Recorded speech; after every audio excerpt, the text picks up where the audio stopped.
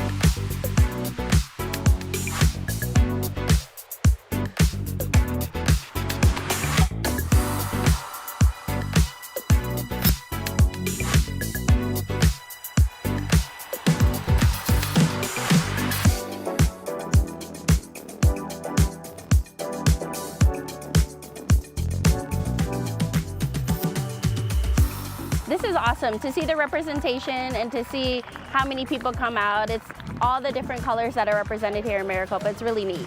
Yeah, we're excited to try the food options and to see the performances. Copa cultural event has been great so far. A lot of great food trucks here, a lot of things to do for the kids, and a lot of really interesting vendors. We love this city. We love living here, and we moved here from East Mesa, and it's been an awesome decision.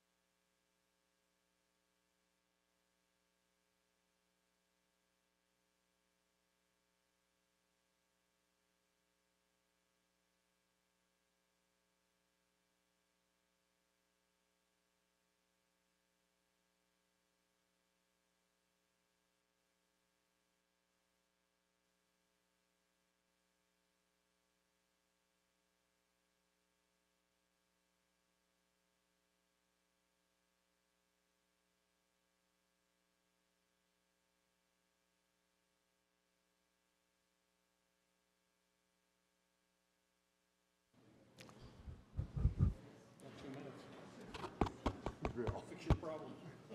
Your problem, not my emergency. Yeah.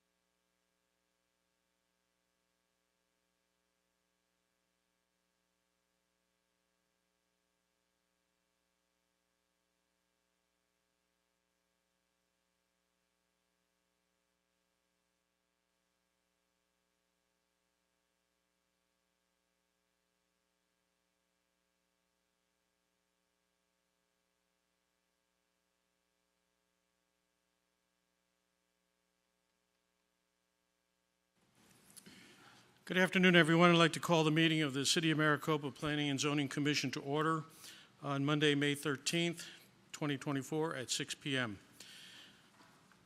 We'll have our invocation by Commissioner Irving, followed by a Pledge of Allegiance by Commissioner Brems. Commissioner Irving. Bow our heads. Stand if you're able to. Dear Father, thank you again for another wonderful day.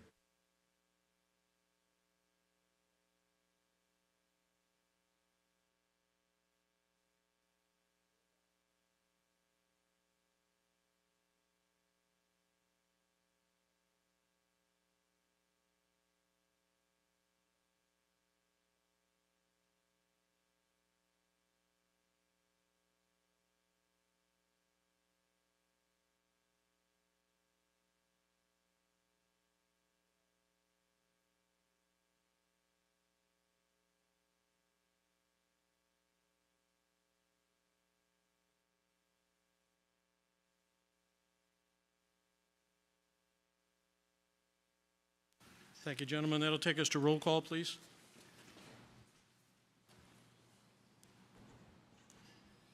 Commissioner Brems, Here. Commissioner Juarez, Here. Commissioner Vice Chair Singleton, Here. Chair Robertson, Present. Commissioner Irving, Here. and Commissioner Yocum. Here. Do we have a quorum? Thank you. That'll take us to item number 3, call to the public. If you wish to speak, please complete a speaker card and submit it to the chairman prior to the start of the meeting.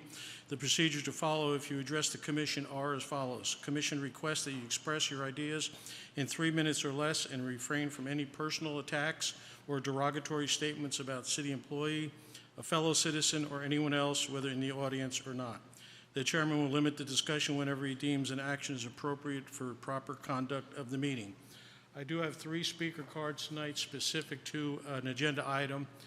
We will hear those during that agenda item and after the staff presentation. Take us to the approval of the minutes from April 22nd, 2024. Yeah. Is there anybody that wanted to have addressed the call to the public on any general nature other than the agendized items? Come on up, ma'am.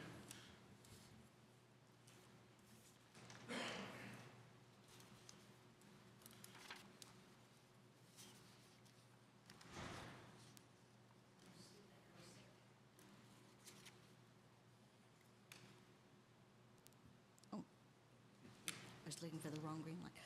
My name is Sue Van Gosen, 41452 West Lucera Lane. and I wanted to ask you to consider or get someone to sponsor a school zone for Saddleback Elementary School. That school is sitting right on Poor Road, heavy traffic in and out. There are 5 charter schools that also use that intersection.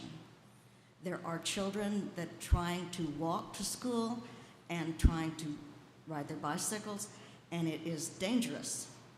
The pedestrian crosswalk down by the, it's almost a pathway, is too short a light. The kids can go run across. I can't run across. Me and my little dog cannot cross while it's still red.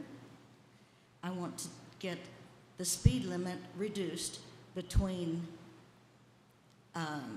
Honeycutt Road and Bolin, there at the corner where Banner School is, Banner Medical Center is, to a maximum of 35 miles an hour. In the afternoon, when everyone's impatient, you can hear rubber all the way down the street. It's hazardous to even go out that direction. I don't know who to petition for that or who to get to sponsor it, but we need a school zone there. At least one like the one over there at Butterfield. Thank you. Thank you, Ms. Van Goosen. I'm not sure that's a planning and zoning item, but your notes have been recorded, and we'll make sure we pass them on to the right people. Anyone else like to address on a general nature? Seeing none, I'll close the call to the public. That will take us to regular agenda item, PAD 2405. Oh, the minutes. We've got to go back to the minutes, yet. Approval of the minutes from last time that we tried to do. Move approval is submitted. Second. Any discussion? All in favor, say aye. Aye. The motion passes. Okay, now on to PAD 2405, a public hearing. The Planned Area Development Major Amendment for PAD 2405 Stonegate. The Planning and Zoning Commission shall discuss and take action on a request for a major amendment to the Stonegate Planned Area Development PAD Ordinance 20-19 for approximately 28.53 acres of land consisting of Pinal County parcel numbers 512-41-7216, Lot 7, and 512-41-7270, Lot 8, to modify the development land use plan and development standards for approximately 28.53 acres of land consisting of Pinal County parcels 512-41-7216, Lot 7, and 512-41-7270, Lot 8. The property is generally located on the northeast corner of West Maricopa Casa Grande Highway and North Stonegate Road. This is for discussion and action. Take it away, Derek. Good evening. Good evening, Chairman, members of the Commission. Derek Shearer with the Planning Division of the Development Services Department. Here to present item 5.1, as just read in by the Chair. This is a request for a major amendment to the planned area development for the Stonegate PAD 24-05 is the case number. The applicant is Gamage and Burnham PLC on behalf of Stonegate BFC LLC, with Dennis Newcomb as a representative from Gamage and Burnham, who's in attendance. Also has a presentation, should the Commission like to see it at the end of my presentation. Apologies for the site map that you see on the screen. It looks like the font did that funny thing where it kicks the E down off of it. My apologies. So this is an amendment to a major PAD amendment for the Stonegate PAD. You can see the site highlighted in yellow there. This is located west of the northwest corner of Maricopa Casa Grande Highway and North Stonegate Road. It covers approximately 28.53 acres. This request is for those 2 lots that you see that were read into the record, not the entirety of the Stonegate PAD.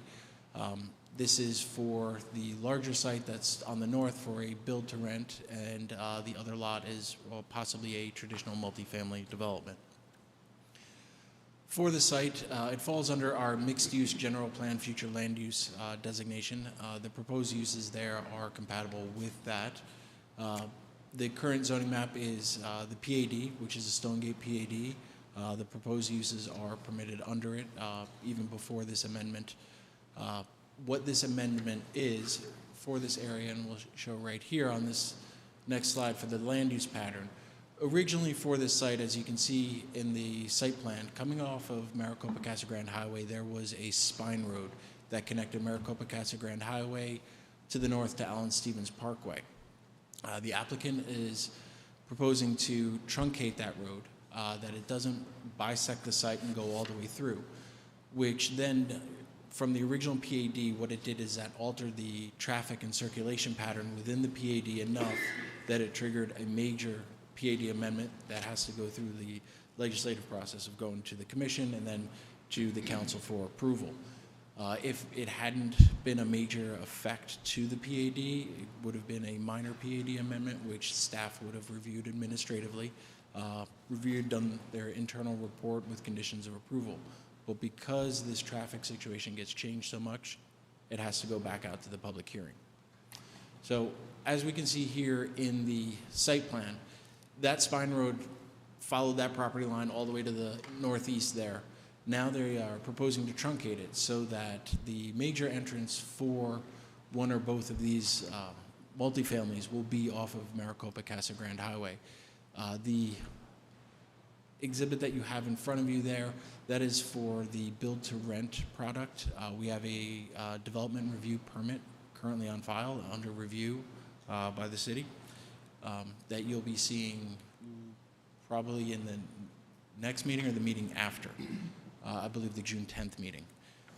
It does have a major entrance off of Allen Stevens Parkway, but it also has this secondary entrance to the south that leads right to Maricopa Casa Grande Highway. In lieu of developing that spine road that was a part of the original PAD approval, the applicant is proposing truncated where it is, as shown on the site plan exhibit, and then that remainder portion of where it used to be, or would be a pedestrian trail system. And this will work, as the commission knows and members of the public and everyone, that if you follow Maricopa Casa Grande Highway on the north side of the highway, there is that walking path. There's that trail that goes all the way from Walmart all the way up to the site here. In the bottom right-hand corner of this site is the Home Depot that's currently under construction. To the west side of this site, there is a, for lack of a better term, it's a drainage easement. It's actually a parcel. On the west side here, it goes from Maricopa Casa Grande Highway all the way up to Honeycutt. It's about a mile or more. That is going to be a trail connection as well. That is part of the Parks Trails Master Plan for the city. The applicant will be developing, as they develop with their DRP, a portion of it that's adjacent to them, just like a half-street improvement next to your site. But also they're proposing to do the trail on this east side to give a little, you can travel that one trail and go 1 mile north all the way up to Honeycutt, or you can take the trail here, cut into the commercial development, and then go between these two residential multifamily developments along that path right to Allen Stevens, and then maybe follow the sidewalk up into the neighborhood, because you don't want to take that other trail 1 mile north all the way to Honeycutt, because maybe you live in the neighborhood or some other reason. So because of that major change, this amendment, as I had said, a major amendment, it's still allowing some flexible use patterns in this development. We've worked very hard with the applicant on how this trail will work, how it will connect between these two multifamily uses, providing a pedestrian connection to the commercial uses that are coming in, to the Home Depot, to those out parcels, then also along the path along Maricopa Casa Grande Highway all the way down to the Walmart development and everything in between. So we can try and get away from just this vehicular-oriented connection and short trips. Let's encourage pedestrian movement for these short trips, and in this amendment, that is a rather large part of it. For the development in the PAD, previously it had regulations for multifamily development. That was always originally entailed for this. However, There's no regulations for what we call the build-to-rent product, the cottages that are single-family homes, 1-bedroom, 2-bedroom, 3-bedroom, that are for rent. They're built to be for rent. You have a private yard, you have a amenity area, the same that you would in a subdivision, except it's a larger development. It's a horizontal multifamily development, not a vertical. And we had the applicant put in development standards for the multifamily, BTR, build-to-rent product, and that is going to be a part of the PAD booklet and narrative that future planners and everyone reviewing zoning, we go here to see what your setbacks are, what your coverage is, and all of the other development standards that are found in the zoning ordinance. This is the first time we've had one included in a PAD, though we've done several PADs with this type of product. We currently don't have it in our zoning ordinance, but at some point we will be adding this category as a use into the zoning ordinance, and then all other documents that we have.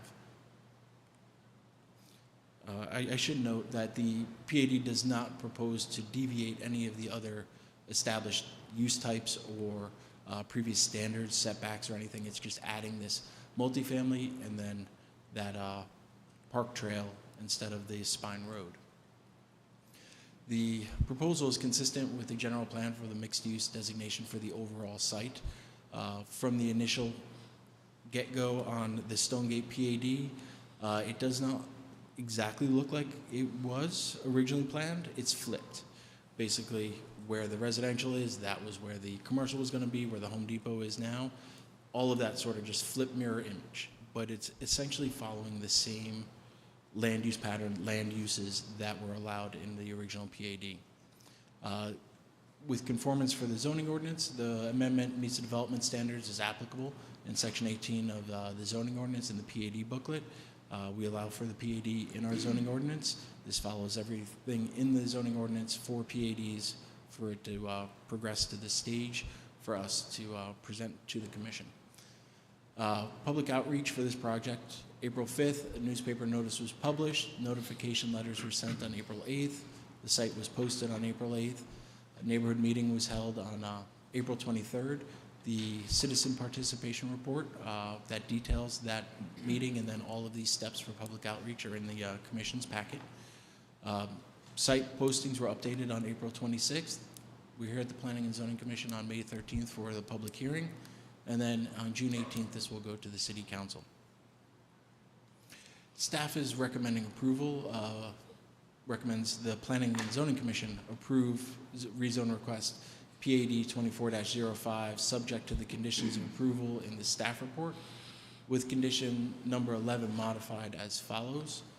Prior to the issuance of the final certificate of occupancy, the developer must provide or shall be responsible for proportional fair share costs of all off-site improvements recommended by city staff and a traffic impact analysis prepared to the city's approved guidelines. Off-site improvements include infrastructure such as construction or improvements of roads, sidewalks, curbs, gutter, striping, signs, streetlights, landscaping, and new installation or reconfiguration of existing traffic signals impacted by the development. This amendment to the conditional approval in the staff report was at the request of the applicant. Staff and the city engineer reviewed it. We thought it was a good change, but we had to add it as a modified condition because the report that you had has the original one that doesn't have this exact wording, which is adding the portion of responsible for proportional fair share of the off-site improvements. I should note that staff has received now 3 letters of opposition. 1 letter was included in the original packet, and just before this meeting I handed out the memo. We received a second letter on Friday, May 11th, and we received another one about 20 minutes before the commission meeting, and I was able to include that in the memo to staff. Happy to answer any questions that the commission may have. And again, the applicant is here to answer any questions you may have as well, and they also have a presentation should you like to see it. Thank you, Derek. Before we open it up to commission comments and questions, I just a clarification point for myself. The case before us tonight strictly deals with the amendment. It's not about approving or denying this project as a whole. Correct. It's just the PAD amendment. Okay. We ran all the gates of the approval process and the planning process earlier. This is strictly to talk about this amendment Okay. Correct. Well, Go ahead and another, open it up to the comments. another Sure. point of clarification. The fact that there is an amendment and the defeating of the amendment would stop it. And If I may. well, I guess what I'm saying is I'm just trying to clarify what Bill was saying. There's an amendment on the floor. We do have a right to vote up and down on that amendment, which would affect the over, that's all I'm saying. So we can't, I just was worried people were going to think, well, all we can do is, the fact that there is an amendment on the floor means if we deny the amendment, that would put it back where it was. That's all I'm saying. So, Tina, maybe help us, or Rick. If it were denied, what does that do? That's a simple way to put it. Yeah. Chairman, Commissioner Irving, if this were denied, as we see in the site plan here, that main spine road, that would follow all the way up to Allen Stevens It would Parkway. revert back to the original. That's the only thing that would really happen. The Okay. multifamily land uses are permitted under the PAD as it stands. The only reason for this amendment is because they want to nix that full connection and what could possibly be a cut-through, rather than going all the way to Stonegate Road and coming down, people cutting down through here and then going to the commercial pads, or alternatively access from Maricopa Casa Grande Highway up through here, rather than going through Stonegate Road. But the multifamily uses would still be allowed under the PAD at the same densities and levels that you see in this exhibit. They are not proposing to increase any density or anything like that. Okay. Commissioners? I would rather hear from the call first. No comments from you guys? Okay. We'll open up the public hearing. I have 3 speaker cards. First speaker is Ms. Tina Dugan. And these are taken in the order they were received. Hello, Commissioners. My name is Tina Dugan. I live in Glenwild, and I am actually here to talk about the truncated road. I do not have a problem with the truncated road, and before I get started, I do want to thank the representatives from the attorney. I attended the public meeting, and although I don't fall within the parameters of notification, they included me on the notification list for tonight, and I give them kudos because we all know that most developers don't do that, so thank you. Here's my concern about, I love the truncated road. I love that it won't come onto Allen Stevens, even though something else will. As a resident of Glenwild, we have 1,947 homeowners. We pay for our green spaces and for our pools and all of that. Those are not open public spaces. We don't do that for the city. That's for our residents. We have to pay for it. In fact, I've just come to learn that we're actually taking care of part of this developer's property because we were given a citation by the city of Maricopa several years ago for not taking care of the properties, the buffer south of us. They haven't taken care of the weeds, but we got a citation for it. My biggest concern, and I spoke at the public meeting about it, is that I would like something in the lease. Even the city representative just a moment ago said, so they can walk into the community right there. Well, that is private property. We pay for it, the city doesn't, and they're certainly not going to pay for it. So I would like to ask that every lease have something about the fact that Glenwild is a private community. While Allen Stevens is city, and while all of our streets are city, all of those common areas belong to the residents of Glenwild and the residents of Glenwild only. Thank you. Thank you, Ms. Dugan. Next speaker, Ms. Sue Van Gosen.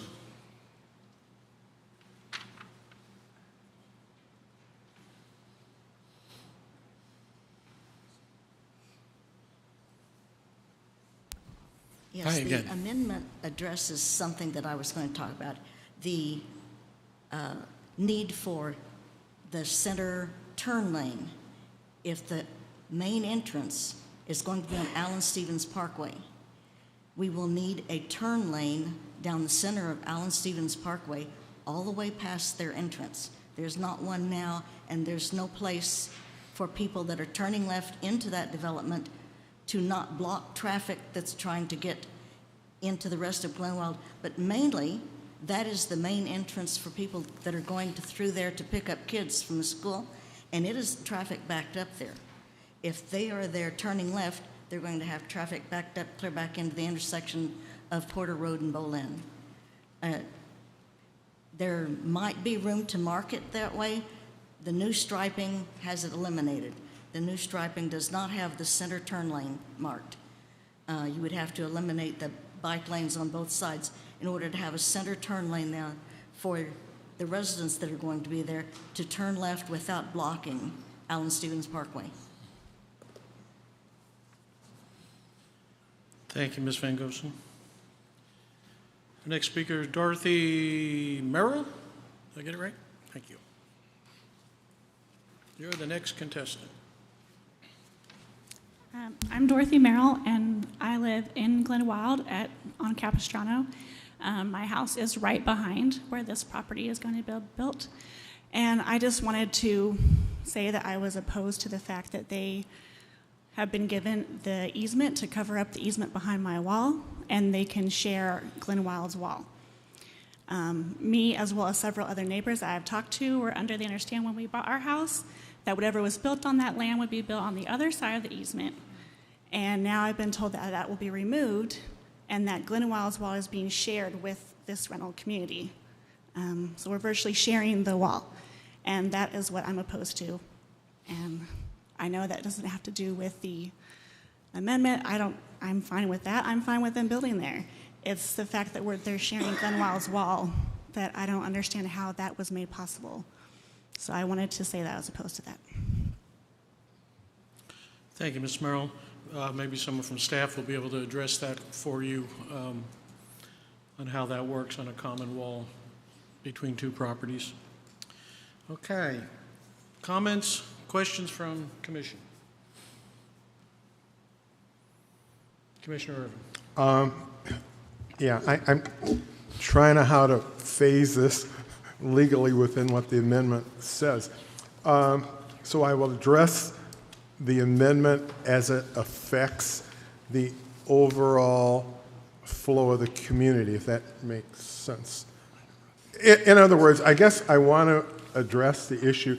It's the same issue I had when this first was proposed a while ago, and that is some sense that there's a set traffic pattern there. And one would have to do with the new road leading out into Maricopa Coscaron Highway, because that's going to create a huge traffic flow. So is there going to be lights there or whatever? I think the other issues, and I know the city is going to have a traffic study done. So I guess what I'm asking is to assure people that the city has taken into consideration and is looking for a traffic plan to handle this additional flow. Because like it says, when we first approved that, Home Depot wasn't there. And they're also asking retail. Again, I think it's good, but the issue is it just adds to the traffic flow. When we went through this before, we have 3 or 4 apartment complexes that weren't there before either. And I just would like to feel a little more comfortable that in the traffic study, that's taken into consideration. So I guess I'm making comments to off of the road, which you did put on into a MIT for us to discuss, that I'm opening that up to that road and the traffic flow, which does affect the overall area, if that makes sense. Because again, there's just a lot added to that area, and my issue has always been the traffic flow with the amount of schools there, that whole area. So again, just a question, is that going to be included in the traffic study? Mr. Chairman, 1 second. We might want to close the public hearing before we proceed any farther. Good idea. Is there anyone else who would like to speak on this comment that might not have put in their speaker card? Come on up, please.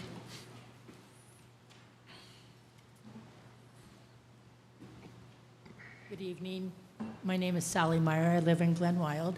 My biggest concern about this is, right now I'm on the landscape committee. And as you know, that, like Tina Dugan said, the truncation, that's not a problem. Where we see the problem, though, is coming behind Miss Dorothy's house, coming around that corner.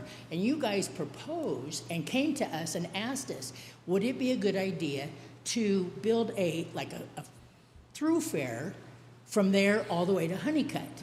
You have homes, Sonita on one side, Glenwild on the other. Your property's down the middle. How I see it, I see you are asking for trouble. That is, you would have to put up lights. It's in between two walls. You want to put in walkways, park benches, whatever. I think you're asking for trouble. We already have young people going through all the areas now, and now you want to put in this enclosed area. Just not a great idea. And as Tina also said, coming down in the morning, if any one of you just go and witness one morning, coming off Casa Grande Highway, turning turning right onto Stonegate, then turning left again onto Stonegate, where the traffic pattern goes for the kids, you're gonna go, and now we wanna let homeowners on these new places come into that also. You're gonna have to put up traffic lights and speed bumps.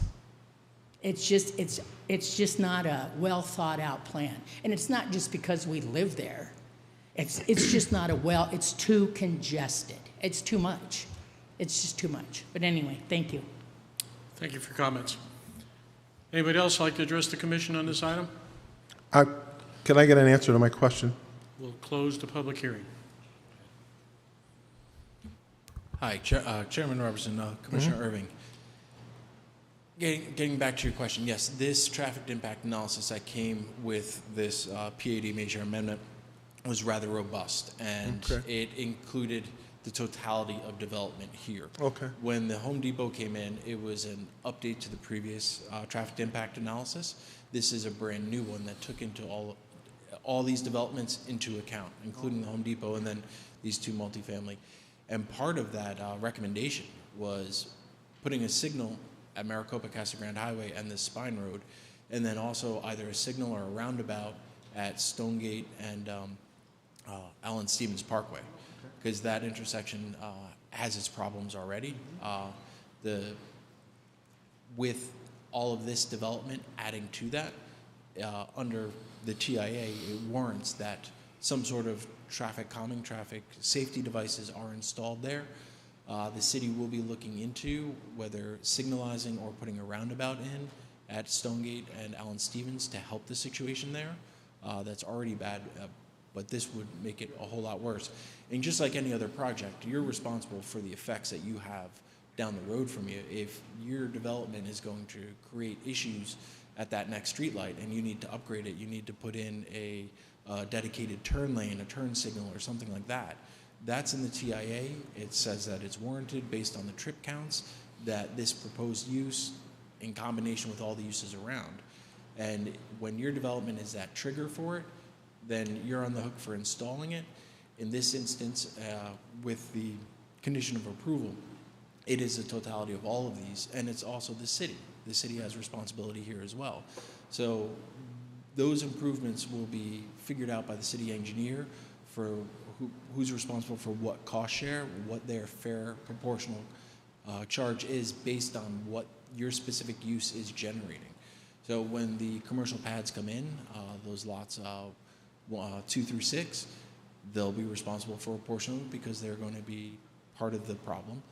Same with the build-to-rent product here, the other multifamily, but then the city, it's also almost a legacy problem that the city is responsible for a portion of it as well. Thank you very much. Good answer. Great question, too. Traffic is always a high priority. Commissioner Yoakum. Yes. Sometimes when we affect change, we have unforeseen effects of what that change will bring about in other areas. And I think when we're talking about truncating the spine, and we've anticipated that this would eliminate using the spine as a shortcut between West Stevens and Casa Grande Highway. I think we have a really good example here of how changes elsewhere will affect something somewhere else, and that is at Edison and Butterfield. As a matter of fact, that has been affected to the extent that they're going to be putting a new traffic control there. At one time, that was just a very quiet intersection like anywhere else in the city, but because of changes elsewhere, you have people coming through there to take a shortcut from other areas to go through there. And I think that we've, in a sense, we're nipping one of the negative effects of having that spine go all the way through, and I think we can learn what has happened in the villages at Edison and Butterfield. Thank you. Commissioner Juarez. Derek, thank you for your presentation. I just have one question, and it's related to the comments that the ladies from Glenwild made. Is there anything that we can do to resolve the issues that they brought up with the wall and the pathway that runs through there and all the other issues that come along with it? Chairman Robertson, Commissioner Juarez, yes. I do not know the answer for the shared wall. I'd have to probably defer to our city attorney. But if you think about other subdivision developments, when a parcel gets developed, they have the perimeter wall, the builder wall. That's usually a shared wall then on the other side for the other development. They'll always use that, and that can be the rear wall of somebody's backyard, or it could be a side yard against a street. I think in this instance, it's sort of the same. I was a little confused by the easement that was there. There was a drainage easement that was on the north side of the property here, where you see the houses sort of on the very north. My understanding, that was a temporary drainage easement for the development of the subdivision to the north, and that was carrying some of the flow over drainage. That easement was extinguished. I would defer to the applicant on the specificities of what that easement was, how much it was, channel-wise, and the elimination of it, or the rescinding of it. When then the other statement about in between this project and Sinita to the west, that corridor is it's planned for having that trail corridor as part of our overall city Parks Trails master plan, interconnecting the whole city with off-road, not off-road four-wheeling, but ability to not be in the right-of-way on the road, traversing the entire city, whether you do it by bicycle or by foot or by push scooter or something like that. It is an opportunity. It's a rather large strip there. We do appreciate the security questions about that. That has been thought about at planning, and that will be worked out when the trail gets put in. We're not at the point of putting that trail in, but we'll review all of that. And any project we have, we send to the chief of police to follow CEPTED, community, oh gosh, I'm blanking on what it means. But the CEPTED, what it is it's security through design. And the police look at every project that we have, we send it out for TAC, and they look at that. And they say, hey, that's a little creepy corner back there that someone may hide to do something nefarious. And we talk to the applicants and say, hey, these are the concerns of our chief of police for security on this site. And then we get amendments to it. That may be a situation here with that trail as well. Okay. Thank you, Derek. Commissioner Brum? Thank you. Derek, I had a quick question. I first off appreciate you providing us the memo showing us what the amendment would look like. What did it read like before, just so I can understand kind of where we've been and where we're going with what we're looking to talk about? The amendment to the condition? Yes. Chairman, Commissioner Brems, in your staff report is your regional condition, and basically what it was is that the applicant here that's proposing this amendment would be responsible for the off-site improvements. But it's amending that originally to say, no, that they're responsible for their fair share portion.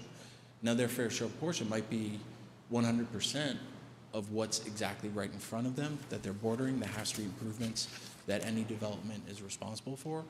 but it would be also proportional share of down the road improvements that truncating this road, diverting traffic in other ways, this causes that. So you have a proportional responsibility for that. Okay, thank you. Okay. Commissioner Yocum. Yep. In the staff report, it was stated that the developers in the city share contributing funds for the construction of a traffic signal at Maricopa Grande Highway and Access Road, and a signal or circle at West Stevens and Stonegate. And I think the staff report was specific in that recommendation, but now we have number 11, and that covers any and all changes that might occur, and I'm really glad to see that. Any other further comments from the commission? The applicant wish to address the commission?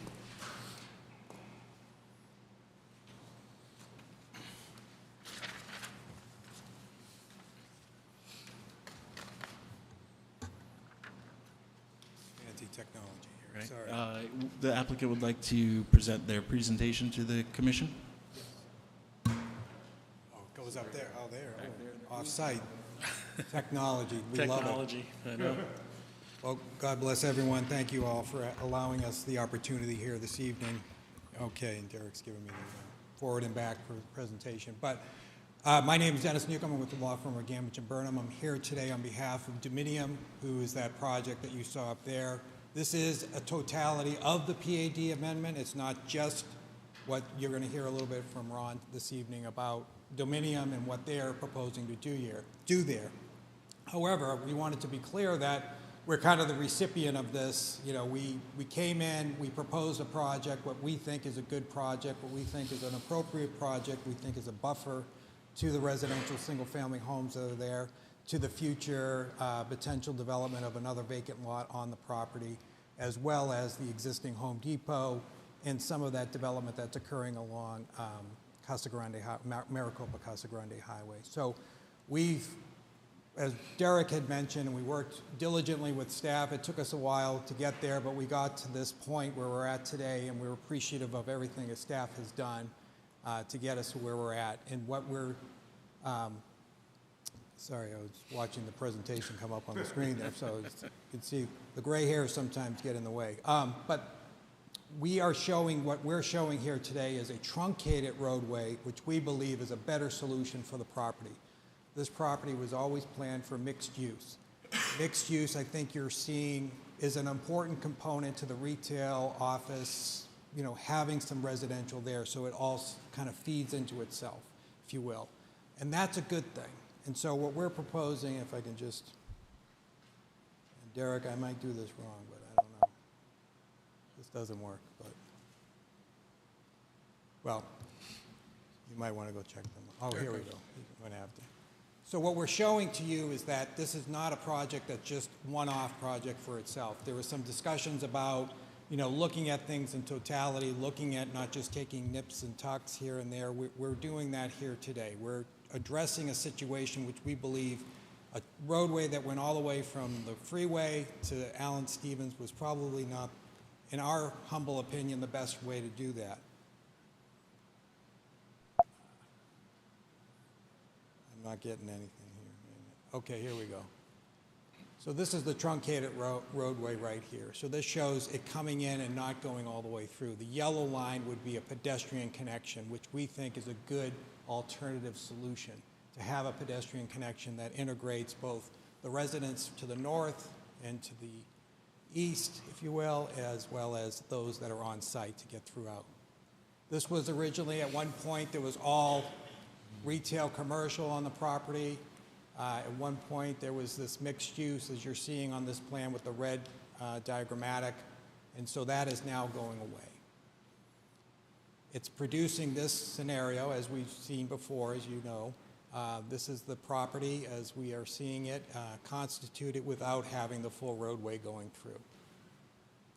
This shows the Home Depot, the commercial along Maricopa Casa Grande Highway, the residential, if you will, that's occurring, in our case, the build-to-rent, single-family build-to-rent, which we think is a good opportunity. This just gives you a kind of perspective of that, an entry feature into this development.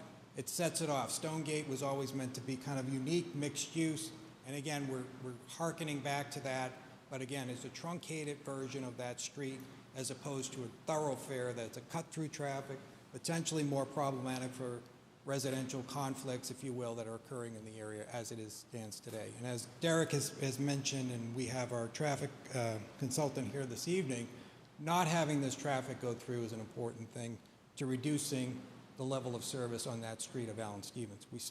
We haven't reduced it to zero because there is still traffic that's going on there. This shows you kind of a aerial perspective of the roadway coming in, truncating out. This shows, again, high level of design that we thought about. This isn't just a one-off, quick, Derek put us through the ringer. He made sure we added this. We wanted to add that as well. We certainly believe that it's an appropriate avenue to have good design. This shows the walkway, if you will. This is that little section, that little yellow section that I said that would connect onto Allen Stevens Parkway. So this provides for that illustrative to show how that would look. And again, we're working through development of the development review permit with the staff, and we're certainly working on that, providing view fencing, connectivity, and the like. And this path on site as well that will connect to that regional trail system that Derek referred to previously. And with that being said, I'll open it to Ron from Dominium to just talk a little bit about the project that you saw on the screen, a little in that. And it's, again, it's an allowed use on this property. We could have gone through just an administrative process and got it done that way, but we felt it was important to truncate the roadway because it was good for our residents as well as good, we thought, and we believe still to this day, for the commercial retail corner as well. So Ron, if I... Thanks, Dennis, and I want to thank staff. They did a really nice job presenting on our behalf. I'm Ron Mell. I'm with Dominium Development. I'm a project partner with them and taking the lead on this development. Thank you for your time tonight. Really appreciate your consideration. When we look at this development, I think the use that we're proposing is a good use. I think that the original zoning and the underlying zoning would allow for 28 units to the acre. We're building about 11 units to the acre. It could go up to 4 stories in building height. Our highest building will be 2 stories. We think it's a good transition from the single-family homes to have a little denser single-family homes before you get to a higher density development to the south of us. Having said that, I'm here to answer any questions. A little bit about Dominium. We're a little over 50 years old. We own and manage all of our own properties for the long term. So once we build this, we will be part of the community. I'm an owner in the development. Will be forever. So let's see. We are an Arizona-based company. We have a regional office here in Scottsdale. I want to address a couple questions or comments that were made by the neighbors. Glen Wild has its own private park. We heard that in the neighborhood meeting, and we agreed to work on an addendum to our lease, making our residents aware of the fact that that's a private property. We have our own common area and open space for our residents to use.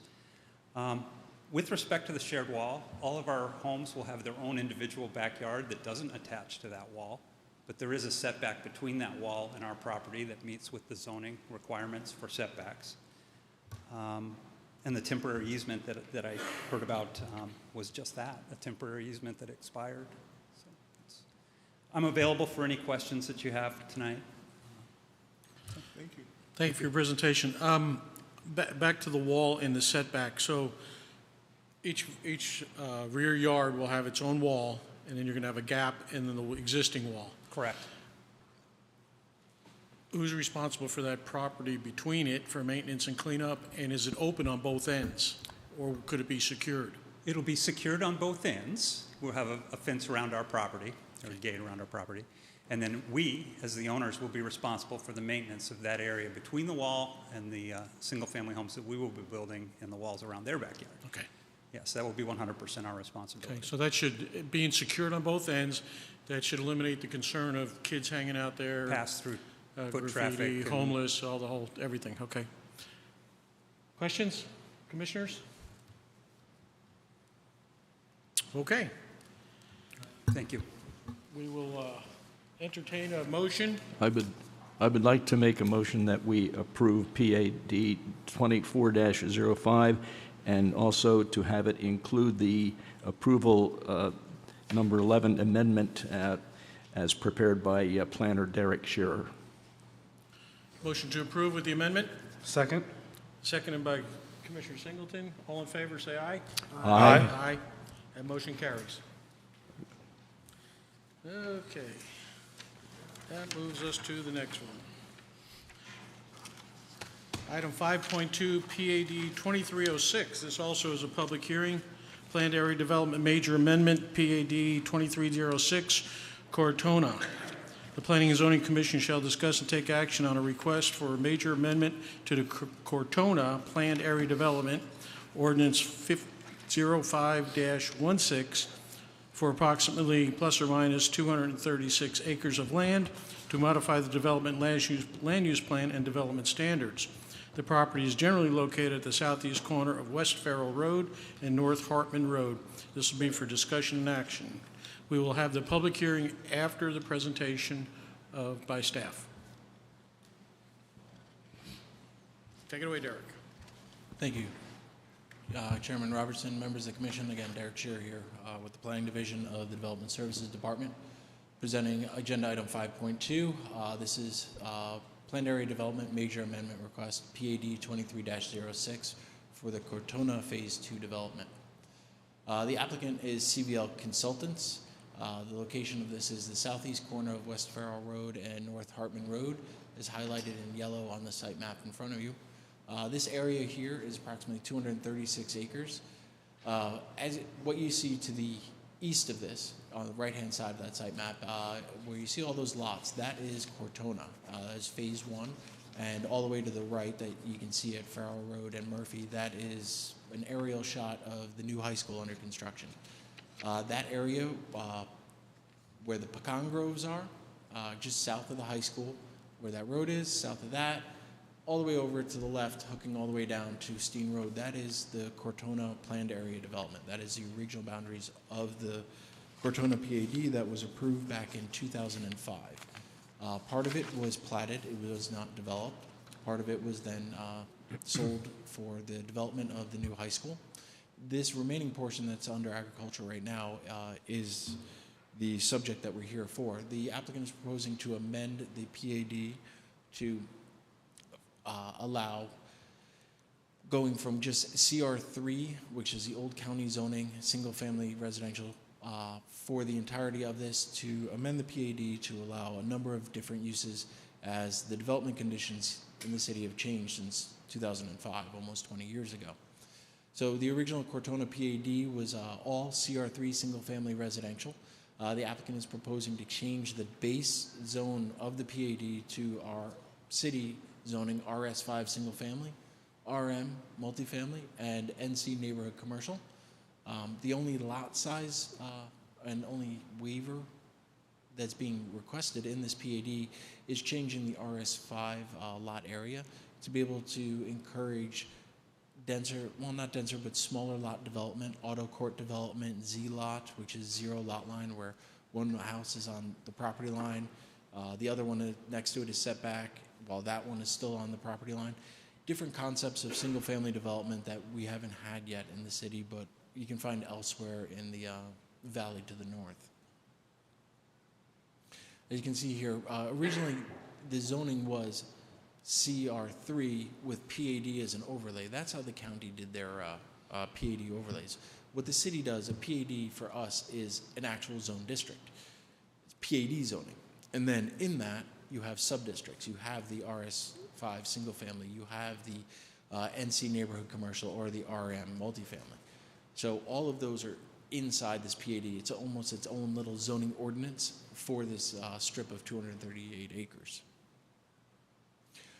So the applicant is proposing to add several commercial areas, which, as you can see on the conceptual land use plan, they're going to be located at the corner of Farrell Road and Hartman, that southeast corner, and then also along Hartman, down a little ways from that corner, but halfway through the site where the main entrance to the site will be. So the commercial is going to hug the main entrance coming into this neighborhood. Then it'll be high-density multifamily, and that's high-density multifamily can be traditional multifamily, where you're looking at several stories of larger buildings with a lot of apartments in them. It can also, high-density multifamily could also then be condo development. It could be the cottage development, though they do have right outside, if you look to the northwest here on the map, they have the build-to-rent product, or build-for-rent product, similar to what we just heard in the previous application. The applicant is reserving the southern portion of this 238 acres for single-family residential development. The applicant is also proposing, it's hard to see, but from parcel 9, the second one up from the bottom on the right, a connection to the Pecan Groves PAD, which was before this commission last year for approval for a single-family subdivision there, and then commercial at that corner of Steen and Murphy Road. We usually do not get where these PADs are interconnected. Usually they're in their own silos and developed this way. The applicant has been extremely considerate for the circulation in this area, that it isn't just leading out to these major arterial roads, but there's internal connections between these various developments. We do have the main spine road, which follows a traditional and the original Cortona PAD that comes from Murphy Road, south of where the high school is, over into the middle of it, and then south down to Steen Road. There's also that connection over to Hartman. Within these parcels, as they come in for pre-plats and final plats for the development, either as a residential single-family subdivision, a high-density residential subdivision, or commercial pads, they'll come in under the DRP review, and there'll be other minor collectors, local collectors, or local streets that'll be developed with all of these. So, as I was alluding to before, what I have up on the screen right now is a proposed circulation plan. It's carrying the original Cortona circulation of that sort of, gamma symbol right there, lowercase r, connecting Murphy Road all the way down to Steen, but then also providing connection over to Hartman. And then local streets will branch out into the various parcels that you can see in the shaded area where the original Cortona was platted. All of these little parcels will be platted in basically the same fashion. The main entrances here will be off of Hartman, and then south on Steen, but then carry over to Murphy as well. And then in between, right at that midsection line, you can see that road that's shaded that goes all the way up to Farrell Road too. So there's multiple points of connection into this PAD area. The proposal is consistent with the master plan community designation for this area. The whole Cortona PAD is a master plan designation, master plan community designation under the general plan.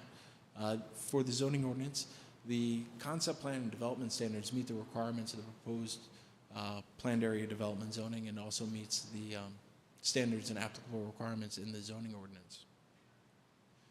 For public outreach for this project, on April 9th, the newspaper notice was published in the Casa Grande Dispatch.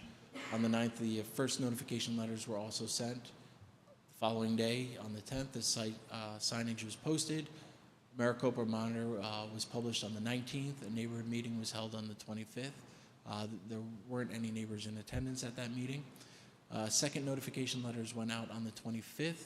And now we're here at May 13th of the Planning and Zoning Commission for the public hearing for this major amendment. This will go to the June 4th City Council meeting. The reason for the second notification letter was due to the timing between when they were sent out and when the public hearing is in the public meeting. Sometimes they don't align where only one letter gets sent out. The previous agenda item fell within that they could have one. This one had to have two. Staff recommends that the Planning and Zoning Commission approve the rezone request as described in case number PAD 23-06, subject to the conditions of approval stated in the staff report. I'm happy to answer any questions that the Commission may have. The applicant and the development team are also here, and be happy to answer any questions that the Commission may have of them. Thank you. Thank you, Derek. This is a public hearing, so at this time we'll open up the public hearing. I don't have any speaker cards, but if anybody would like to address the Commission. Come on up, Ms. Van Goosen.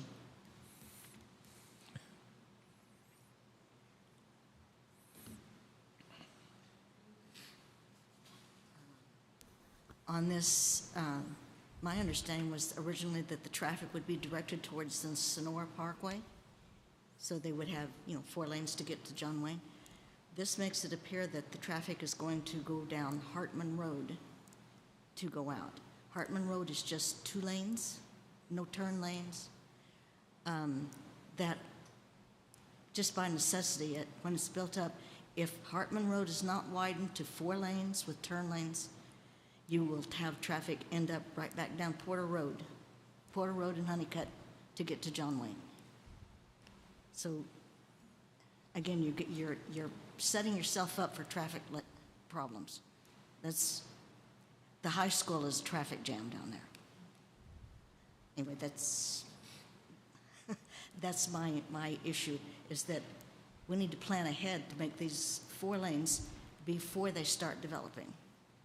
Because once they've got their development in there, they've got their curbs and everything there, you can't widen that road as much as it needs to be. You need to plan ahead to have 2 through lanes, a right turn only, and a left turn only.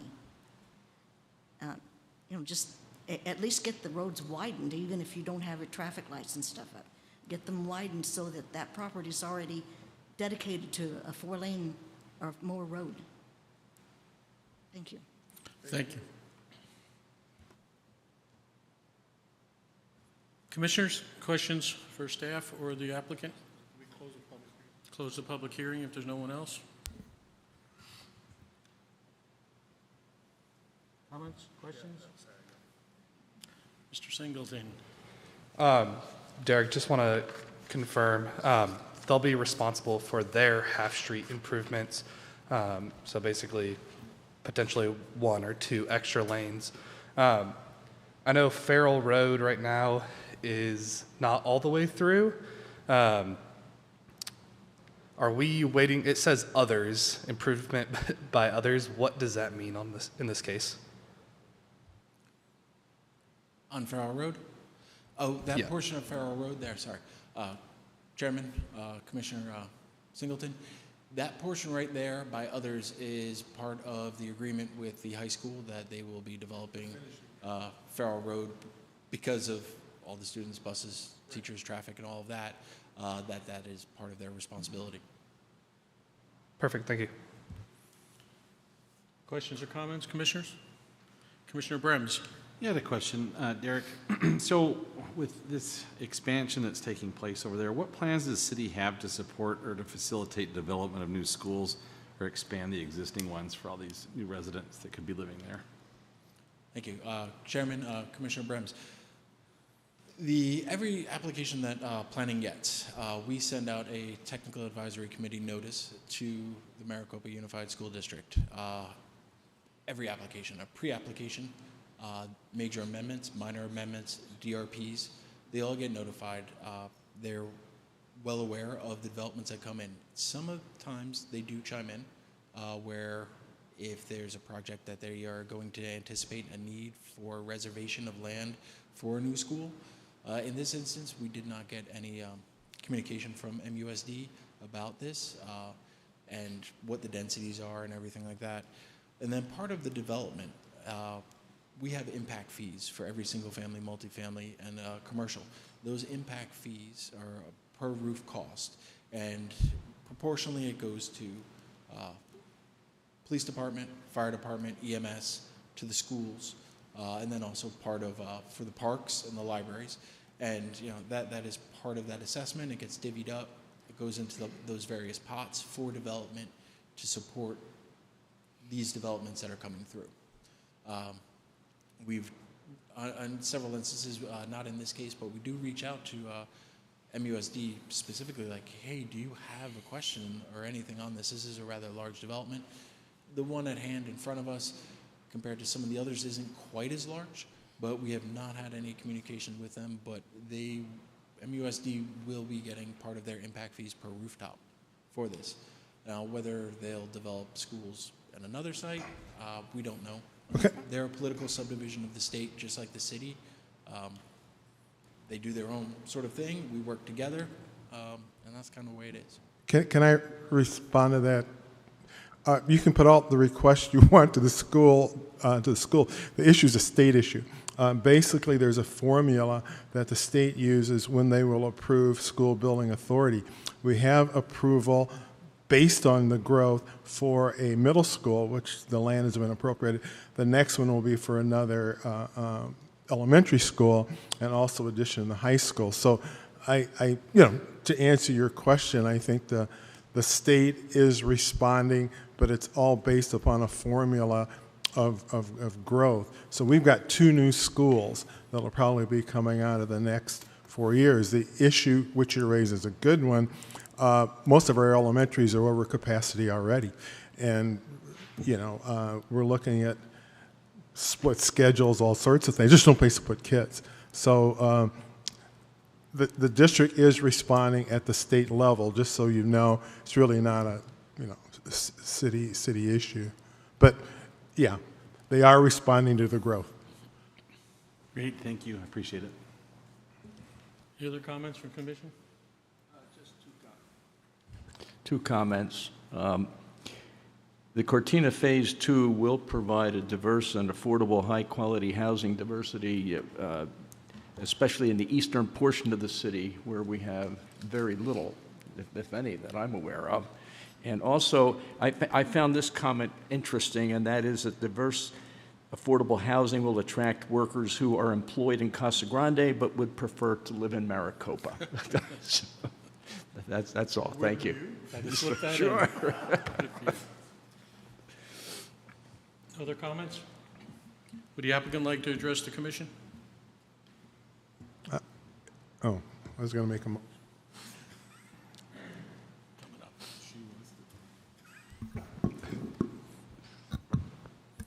All right, good evening, Chairman, members of the Commission. Thank you so much for hearing our case this evening, and thank you so much to Derek for the thorough presentation. I really appreciate your help and all the help and support you've given us in getting us here tonight.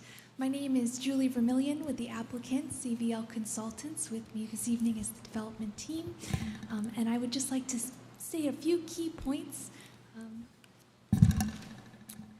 So as Derek mentioned, the Cortona was originally entitled approximately 20 years ago, and after the initial zoning approval, we're just taking this opportunity to update things for the current economic market, for that diverse, affordable, and high-quality housing that you mentioned that's especially needed in this portion of the city. And we believe that this project will be a great contribution to Maricopa, and we're available to answer any additional questions that you might have.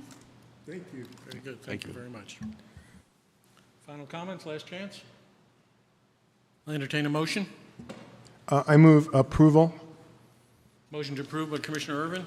I forgot the number. I'm sorry. Second by Commissioner Brems. All in favor, say aye. Aye. And that motion carries. Thank you, everyone. I'm sorry, I forgot the number. Takes us to item number 6, report from commission or staff. Take it away, Rick. Thank you, Mr. Chairman, members of the commission. Just a couple of things real quick. As you notice, Commissioner Hughes was not here this evening. I'm not sure everyone's up to speed, but he's moving back to Illinois and has put his house up for sale. So we accepted his resignation letter late last week, and I didn't get a chance to say thank you for everything he's done for us up to this point and being a member of this. So Mr. Hughes, if you're watching on TV, thank you very much, and safe travels back home. Next scheduled meeting's on May 27th, but being the good guy that I am, I think I'll give y'all Memorial Day weekend off, so we're not going to be having a meeting on the 27th. Next scheduled meeting will be June 10th. We've got a real nice agenda working for you there, and I would just also point out that we're going to have a study session from a couple of our folks in engineering regarding traffic. So they've been working on something real nice. They're excited about coming in, and we're going to have that on the 10th, as well as a fairly aggressive agenda as well. So that pretty much concludes my comments tonight, Mr. Chairman. I would just say have a safe and happy holiday weekend, and we'll see y'all in June.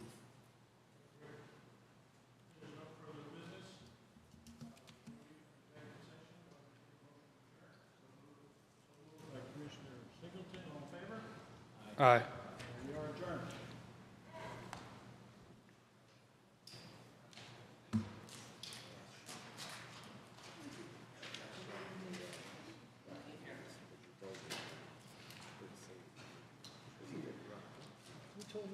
weeks ago,